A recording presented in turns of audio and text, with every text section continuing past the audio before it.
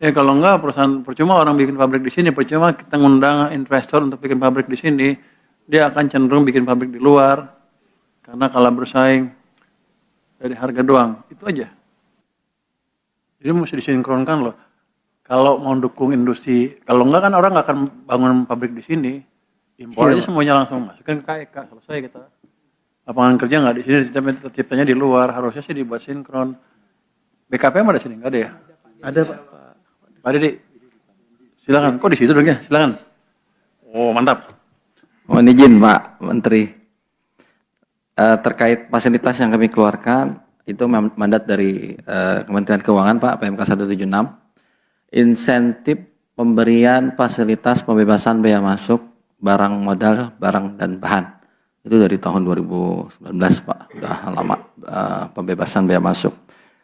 Memang pemberian insentif tersebut tidak luput dari lartas. Jadi di dalam klausul surat keputusan kami pun itu dimasukkan Pak. Ketika nanti ada master list itu masuk ke dalam mesin peralatan yang masuk ke dalam list yang disebut negatif list ini, biasa kami keluarkan terlebih dahulu. Boleh impor tapi tidak mendapatkan fasilitas. Tapi jadi kita keluarkan. Silakan impor tapi nggak diberikan fasilitas. Kalau tetap mau diberikan fasilitas, harus tadi ada assessment dari teman-teman Kementerian Perindustrian. Setelah di assessment ternyata memang tidak memenuhi tadi baik kualitas, jumlah dan sebagainya, tidak bisa diproduksi di dalam negeri ternyata. Nah barulah. Ada nggak elemen bisa diproduksi dalam negeri di situ? Iya, ada Pak dari teman-teman perindustrian Pak. Baik, Pak izin itu biar singkat aja, itu sebenarnya dua hal ini. Teman-teman NAPI ini double hit, kalah dua hal. Satu, waktu dia ke KEK, SNI-nya di waive.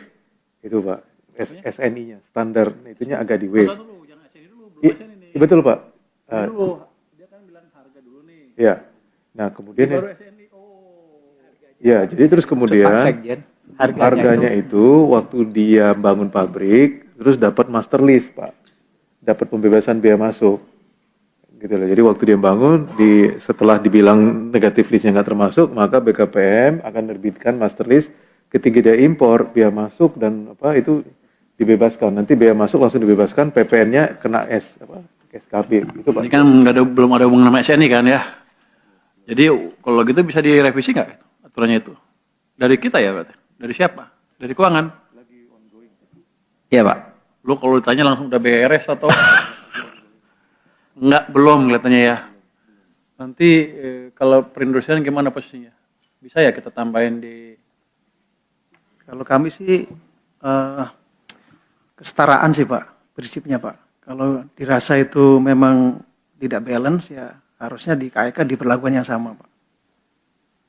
Tapi akan nanti permen kami akan kami update Pak. Karena sudah lama ini tahun 2020. Dari sini kita, dari rapatnya nanti ada surat kan untuk bikin sinkronisasi kebijakan lah, tempat Anda, tempat kita, tempat BKPM sama KEK kita ya bikin ya?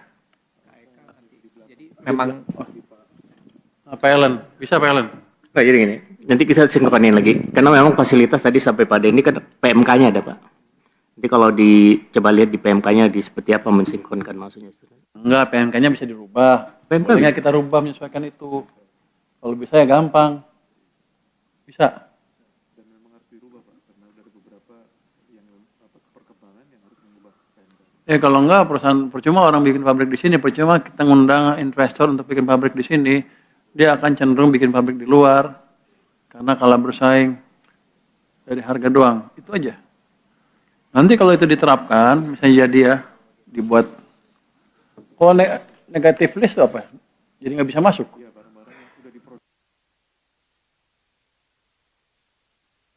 Pakai fasilitas kan berarti berapa persen fasilitasnya itu? Kita ngomong berapa?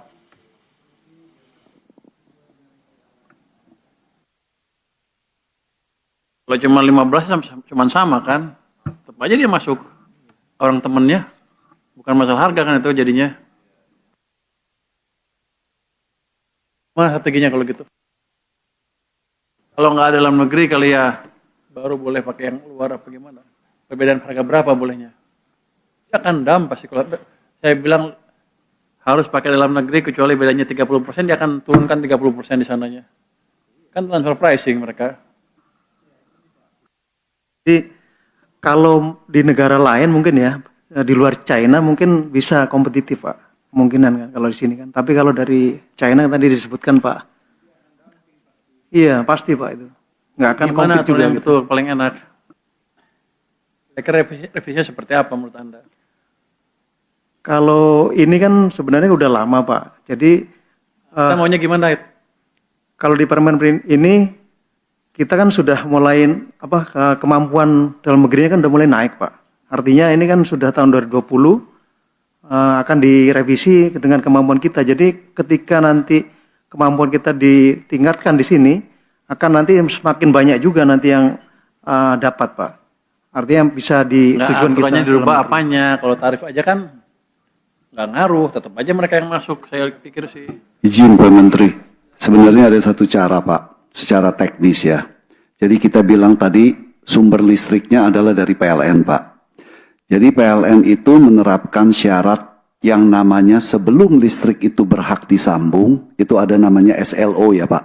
Betul ya, sertifikat layak operasi. Nah, PLN sendiri sudah menerapkan standar-standar keamanan, standar-standar barang-barang yang diproduksi. Kami memproduksi barang ini semua standarnya dari PLN Pak, yang disebut SPLN. Nah, itu sebetulnya ada jalan Pak secara teknis, sehingga kalau PLN menerapkan bahwa yang hanya bisa dipakai itu kalau keluar SLO-nya adalah barang-barang yang sesuai dengan standar-standar yang ada di SPLN. Kira-kira begitu Pak. Mungkin itu salah satu cara. Anda yakin banget, emang punya dia lebih jelek barangnya. Kalau lebih bagus gimana? Kan selesai.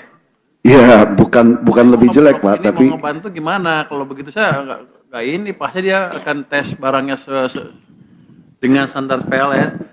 ya, tapi kalau begitu memang satu-satunya jalannya harus negatif list Pak, tidak bisa diimpor sama sekali. Gitu. Barang yang sudah diproduksi di Indonesia tidak boleh diimpor sama sekali. Apa aja kan tadi? Negatif list. Gini Pak, itu ada beberapa nanti yang badan usaha di KK. Misalnya dia Freeport bangun smelter yang di Gresik, itu kan paket Pak, dia dengan institusi yang lain. Kan punya standarnya sendiri. Jadi mungkin itu juga perlu diperhatiin Pak. Nggak justru itu yang kita pecahkan, jangan sampai dia bilang paket. Kalau di sini ada, itu kan, kita sekarang kalau mau berubah aturannya kayak gimana supaya smooth, tapi nggak kelihatan banget gitu. Gimana yang bisa masuk? KPM gimana? Pak, mohon izin Pak, kalau yang tadi yang concern kita misalnya melakukan penyesuaian PMK, ini kan general ya Pak. Kalau yang tadi kita bahas PMK 176 kan berlaku yang di luar KEK. Artinya akan tidak hanya fokus ke dalam satu sektor bidang usaha, semua manufaktur nanti akan seperti itu diterapkannya. Makanya tadi kalau kami lihat usulan dari teman-teman itu kan justru pembatasannya yang di KEK-nya ya Pak. Jadi biar nanti apple to apple dengan yang umum. Karena kalau yang umum yang dibuka, artinya tidak ada lartas yang umum, seluruh sektor, manufaktur, itu pasti akan mendapatkan tidak ada pembatasan lartas tadi. Iya. Enggak ya, jadi gini, Ya. strateginya kita samakan dengan di luar KEK gitu. Jadi nggak ada perlakuan khusus lagi. Itu bisa. Jadi Peraturan di KEK-nya ya? Yang di luar KEK. Iya. Jadi kalau yang di luar samain aja. KEK kan memang sudah lartas Pak. Yang di luar KEK sudah lartas. Sudah lartas. Ya kita buat begitu aja dengan alasan untuk industri yang sudah bisa Produksi dalam negeri. diperlakukan seperti itu. Kecuali Iya. dalam negerinya nggak ada. Bisa Iya. gitu ya? Setuju? Mohon izin Pak Menteri. Benar Pak, sebagai yang disampaikan oleh rekan dari BKPM, bahwa pembebasan dalam rangka pembangunan seperti di BKPM itu fiskalnya saja Pak Menteri. Jadi lartas tetap berlaku. Hanya yang kemarin dipermasalahkan oleh Schneider itu, master list yang diterbitkan BKPM itu harus mempertimbangkan barang yang sudah diproduksi dalam negeri gitu Pak ya. bukan masalah yang latas-latasnya sudah berlaku kalau itu Pak yang dalam Betul, negeri. betul, betul. Nah, beda lagi dengan yang KEK. Ini kan dimasalahkan masalah latasnya kalau KEK Pak ya. SNI khususnya ya. Demikian Pak Menteri. Ya, Anda membuat saya makin bingung. Izin Pokoknya Pak gitu deh. Menteri. Jadi kita gini, master list-nya nggak boleh tidak mendapatkan perlakuan khusus kan untuk yang barang dalam negeri. Ya, Pak Menteri. Master list-nya tidak boleh terbit kalau barangnya sudah diproduksi dalam negeri. Kalau master list itu masih boleh impor apa enggak? Atau impor bayar? Ada fasilitasnya Impor bayar. Dia boleh impor. Fasilitasnya. Mohon Yo, jangan ngarang-ngarang, udah betul tadi dari dia. Coba Anda bilang bahasanya gimana tadi? Lakukan sama dengan barang yang di luar KEK selama industri dalam negeri bisa produksi. Mohon izin Pak Menteri, master list yang diterbitkan BKPMI itu bukan untuk KEK, tapi justru untuk di luar KEK ya Pak ya. Jadi mohon izin Pak. Ya udah kita buat untuk KEK sama, dibuat seperti itu. Jadi mohon izin Pak Menteri, memang yang tadi disampaikan Pak Susila, jadi memang yang disampaikan oleh perindustrian sama BKP Pak Dandi itu memang berlaku untuk di luar KEK. Karena di dalam kawasan ekonomi khusus, di dalam undang-undang PP-nya, itu mereka bisa menetapkan master list sendiri atas permintaan pelaku usaha. Siapa yang minta KEK-nya?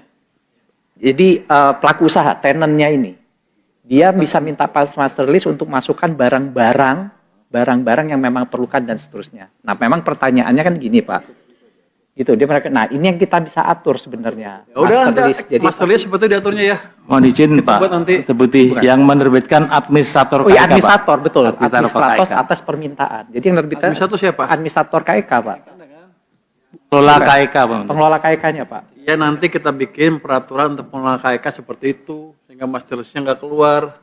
Dia barangnya itu nggak masuk di master list, gitu kan? Nah, jadi memang Pak ini betul Pak. Jadi yang mengeluarkan master list itu yang di kawasan ekonomi khusus itu. Tapi kan jadi memang yang jadi persoalan kita itu kan memang yang mengeluarkan master list di KEK memang administrator KEK. Dia atas permintaan pelaku usaha. Nanti master listnya itu pun juga pertimbangan Sekdenas KEK, Sekretaris Jenderal Denas KEK. Sebenarnya Sekdenas KEK yang sekarang ada di kantor Menko Perekonomian Pak, makanya tadi saya minta Pak El untuk yang Bisa lu atur nggak itu? Bisa Anda atur nggak itu? Bisa. sebenarnya aman bisa Pak. Ini kan kita tinggal, nah selama Nah, ini soft ya. Jangan kebanyakan. Bisa ya? Bisa. Kalau ada perubahan di sini kita rubah, tapi kalau di situ cukup ya di situ aja. Bisa aman. Aman Mas. Yang kedua lo mintanya.